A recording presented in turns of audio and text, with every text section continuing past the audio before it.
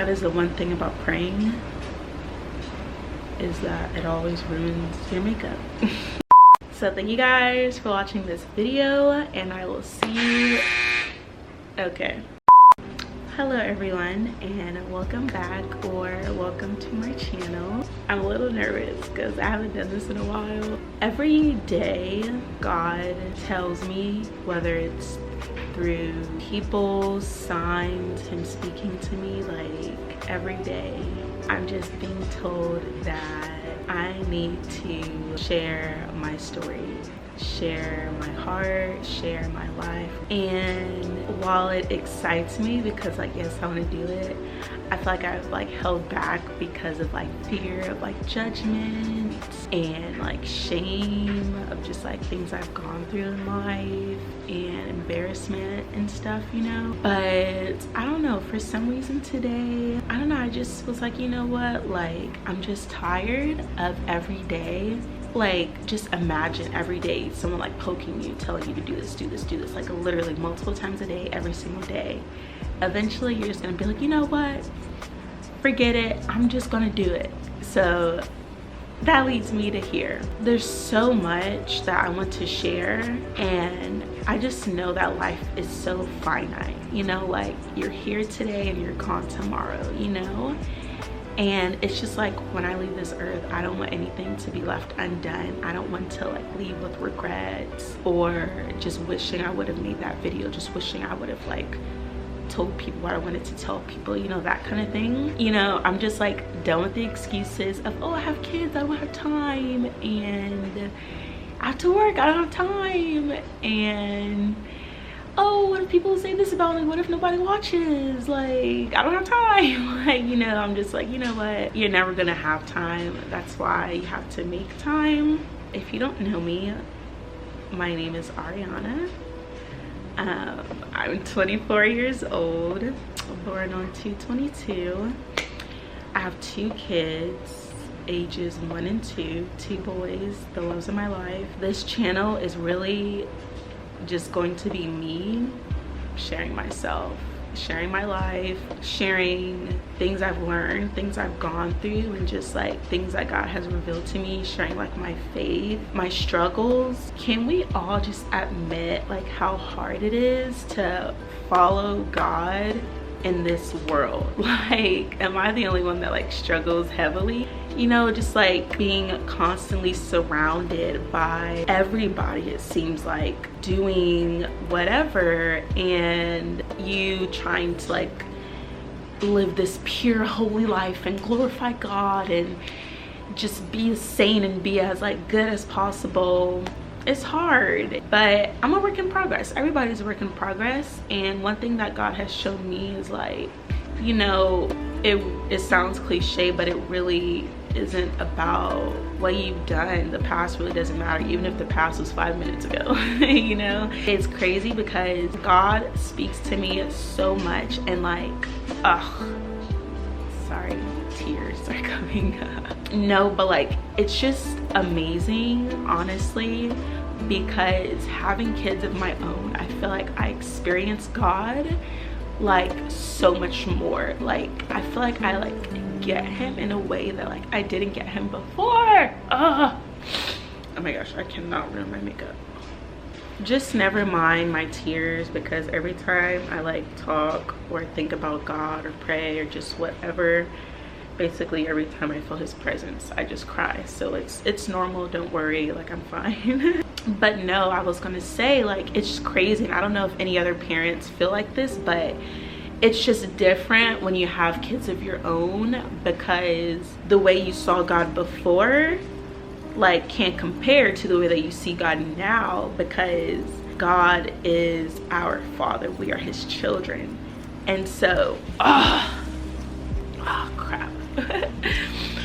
It's just like amazing to see God for who he truly is, you know, like from a parent standpoint. Oh my gosh, crap. When they come like the freaking Niagara Falls. Okay, I'm gonna get through this video with my makeup not ruined. In Jesus' name. An example of that is a couple of days ago. Oh, okay. a couple of days ago, I took my kids to kind of like this park area. So it's called the Battery, and it's the stadium where the Braves play, and there's like restaurants, shops, food. Like it's just this really big place. You know, they got like the water sprinklers and a lawn with a big TV. Like just, it's a big family friendly place, right? I was getting off of work. I was like, oh, it's a beautiful day. I'm getting off early. You know, I can go take my kids, do something fun, you know? So I go get my kids when I get off. You know, we get there, I park, it's cool. There's lots of people, but I don't mind that, you know, like I like people, whatever. So, you know, I lost the stroller in the car accident, so I don't have a stroller. So I'm carrying my 30-pound 1-year-old who is kind of walking, not really. And then, you know, Ezra, you know, he's holding my hand. But this is where things kind of like got a little messy because they were taking a nap. And in my mind, I'm like, oh, you know, Ezra's like old enough, you know, I don't need to wait in the car and let him sleep, you know, like we're gonna go get ice cream. He's gonna be happy about the ice cream. So, you know, I wake him up from his nap. I'm like, come on, we're going. Like he was just not having it. He was mad. He's like me, like don't disturb my sleep, please, you know. So I'm just like, oh, whatever, like I can deal with it, you know, like I'm just like, he'll be fine when we get ice cream. We just got to make it to this ice cream shop. We get in line, you know, he's having a tantrum the whole way, like, you know, laying on the floor, and I'm just like, come on, Ezra, you know, like we made it. Anyways, we made it to the ice cream shop. People are looking at me, and you know, I really don't care because people look at me all the time. Well, me with my kids, like, you know, when Ezra's acting up and we're in public, people are always looking at me, so I'm kind of just used to it at this point. I really don't care. So I'm like, whatever, you know. There's a sweet little family in front of us, like trying to like talk to him and like cheer him up, like, oh buddy, here you went. They're so sweet. They give him a toy and everything, but he was not having it. Like he was just really acting a fool. Anyways, you know, the line was really long, probably waited in line for like 20 minutes. You know, we finally make it through the line, we get the ice cream. You know, he cheered up for a little bit. You know, we went to the little, like, you know, playground with the sprinklers. He played in that. But at this point, I was worn out because I have dealt with his tantrum like on and off. This is probably about like an hour and a half at this point.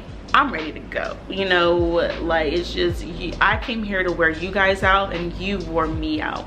You know, we're leaving, and just the whole time, like from the time we got out the car, literally to the ice cream, to the park, to back to the car, like it was just like tantrums the whole way. You know, a lot of like him, like, you know, running, and then, you know, I'm like going to go get him, and I'm like, come on, hold my hand. Like, you know, at one point I have to just pick him up because like he's not listening, you know, like he's not, you know, I'm not gonna like drag him by his arm down the street, you know. So whatever, I pick him up, I'm carrying them both. So, you know, I'm tired. It was crazy though because, you know, so in the beginning, before the ice cream, when he was acting a fool, like, you know how people be looking at parents when their kids are acting a fool. I mean, I don't know if like other people experience this, but for me, people be looking at me like, you know, they'd be like, you know, like, what, you know, that's a bad kid, you know, like, what, she need to be him, she need to like do something about that, like, you know, why is he acting out, like that kind of look, you know. And maybe they give me that look because they see that I'm not, you know, like I don't yell at him, I don't like yank him or like, you know, be anything like that. Like I'm literally just so calm, and I'm just like, okay, just come on, Des, and let's go, you know. Like I don't yell at him in public and stuff, and so I feel like that makes people look at me wrong or weird because they're like, why aren't you doing anything about his behavior? But, you know, for me, I just believe that like he's 2, you know, this is just what he does. Like, you know, why would I make myself look like a fool or like allow a 2-year-old to get me out of my character? And the biggest thing is like yelling at him would not make a difference. That would just make him cry even more. Anyways, so we get to the car finally. Like literally, my fuse is like this big at this point. And so I'm just like trying to just get him in the car and just like take a deep breath. You know, I put Errol in the car, and then I go on Ezra's side, put him in the car. But before I put him in the car, I picked him up. And I looked at him and I was like, I said to him, I love you. And I was like, no matter how crazy you act in public, no matter what you do, I will always love you, and there's nothing that you can do to change that. No matter how crazy you make me look in public, no matter how crazy you be acting in public, like no matter what you do, no matter how bad you act or whatever, you know, like I will always love you. Like, you know what I mean, you're my best friend. I tell him that all the time, like, I love you, you're my best friend. So anyways, after I said that, you know, I put him in the car and I was just sitting down on the ride home. I was thinking about like, like, I feel like that's how God is towards us. Me as a parent, like, yes, my kids get on my last nerve. Like, I don't even have any more nerves and they're still finding nerves to get on. Yes, they drive me crazy. Yes, they do wild, obnoxious things that sometimes they don't know what they're doing. A lot of times they know exactly what they're doing and they do it anyway. Arrow be chilling, you know, he a baby, he ain't really in that stage yet. It's really just the toddler. At the end of the day, like, he's my son, you know, like, I gave birth to him, like, he's my baby. Nothing would ever make me say I don't love you, like, literally nothing. So anyways, like, on the car right back, I was just like, man, like, I feel like that's how God sees us, like, we're his children. Especially me personally, because like, I've just been through so much in life, and like, there's a lot of things that like have happened to me or like that I've done that will make me feel like God doesn't really see me as much, you know, like I'm like a little bit less than what I was. I don't know, I feel like I'm crying because like I'm talking about like a real struggle, you know, and like I don't know, maybe it just is like touching my heart a little bit. But yeah, you know, like that's one thing in this season of my life that God is showing me, like, and shows me all the time, is that, you know, I'm his child. Like, yes, we're all sinners, you know, like, yes, we all do things, yes, we all stray from God, yes, we all like, you know, are disobedient, whatever, you know, like we all have skeletons in the closet. But I think like it always comes down to like knowing, like truly knowing, you know, this is my father that we're talking about, you know, with my relationship with him, you know, like when I pray, I talk to him like he's just my dad, you know, like I will be the first one to get hurt by somebody and go home and pray and be like, Lord, this person said this to me. Can you believe that? Or like, Lord, I was talking to this guy and he did this, or like whatever, you know, like if somebody hurts my feelings or like does something wrong, like I'll be like, God, I'll tell God, I'll be like, go get him. No, I'm just kidding. But no, I just kind of just like leave it up to him. Like, yes, he already knows, but it just makes me feel like safer, and just like it's just a part of me and who I am, you know, just like sharing things with him, you know, like I talk to him about everything. Yeah, so on this channel, I really just want it to be a channel where I really just like pour my heart out, you know, and just allow myself to be vulnerable and transparent and just myself. That's my favorite thing to be in this world, is be myself. People see like what I post on social media and kind of like assume like, oh, this person is this, she's this, whatever, you know. So I like for my channel to be a place where I can just be myself and share myself, share my heart, pour my heart into it, and you know, just do what I enjoy doing, which is making videos, sharing things I've learned, sharing my life. I'm gonna stop rambling now. I'm excited to start this journey again for like the third time, but just do it my way this time. And I think that's just what I look forward to most, is just, I'm gonna end the video after this point. But one thing I have realized is, it's like before my mindset was about, you know, doing YouTube and people like not liking it or like having something to say about it or like judging or like whatever, you know. And one thing I've realized is that I'm not for everybody, you know, and like everybody isn't for me, and that's okay. Like I don't think anybody is for everybody. Everybody is not for everybody. Like there's 7 billion people on the earth, but you have to find like who your people are. I had to stop thinking that like everybody had to like my videos or be interested in my videos or watch my videos, or I had to please like everybody. Like, ugh, people pleasing, don't even get me started. And I was just like, who do I want to talk to? Like, you know, who do I want to like share my story with, or who do I want to relate to or feel like they can relate to me?